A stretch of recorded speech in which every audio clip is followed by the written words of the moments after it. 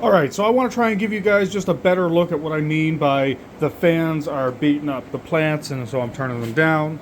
If you look, any plant that's not directly getting blown on, if you just look like sort of from my viewpoint, they aren't getting, all these perimeter ones are messed up, but the middle ones aren't. So that tells me they're getting beat up by the plants, except this one. This one never really recovered, so it's kind of out of the race as far as it's not going to get selected. That simple. Look at it. It's coming in, but you see how slow it's coming in. So Sunday I'll probably do a defoliation, right? And that'll force the new growth to come in a little faster. There'll be enough of it at that point that the old growth can come off, baby. Now I might have to wait till next week, but I want to show you. Like, here's the new genetic.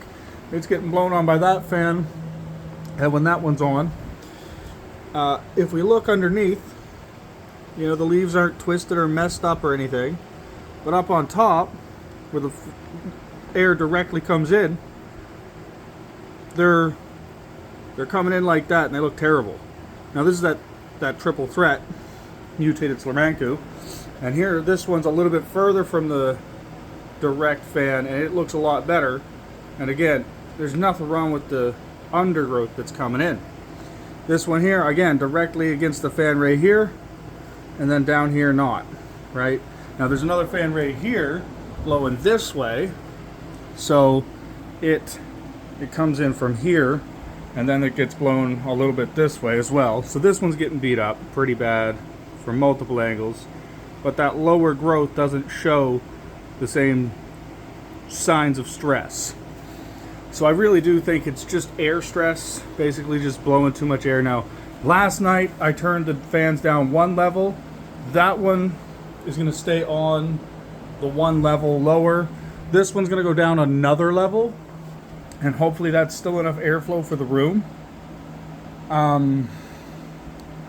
But yeah, it's very obvious to see, you know, in person, but it's kind of hard to show on camera, but I'm trying. So like if we look at these plants, they look like that. And then if we look at these plants, they look like that, right? All the ones in the middle are looking pretty good. There's that fan there, which I might turn down a little bit, because these ones over here are getting a little bit beat up, but they're not too bad. So that's kind of what I was talking about, and I really wanted to show you guys what I was talking about because, well, it looks like it could be several different things. I just think it's the air. Too much airflow is making it hard for the plants because I'm keeping them kind of dry. Like, only kind of, see? It's not the driest soil, but it's definitely not, you know, wet. Can probably give them a little water today, but, you know, I think I'm going to wait till tomorrow to water them so that the soil is more wet when I do my defoliation, if that happens to be on Sunday. So that's kind of my thought process. I might even water them before I defoliate or right after. I find it doesn't really make a difference which you choose, as long as the soil is wet when you defoliate. If it's dry when you defoliate, it can do some damage to the plant, but if it's wet, I find there's no issues at all. And I do just want to get rid of these old, crusty looking leaves. If they're healthy looking like this, I'm going to leave them on. But that's the long format for the random thing I wanted to show you guys this week. So I'm sure they'll get better with time.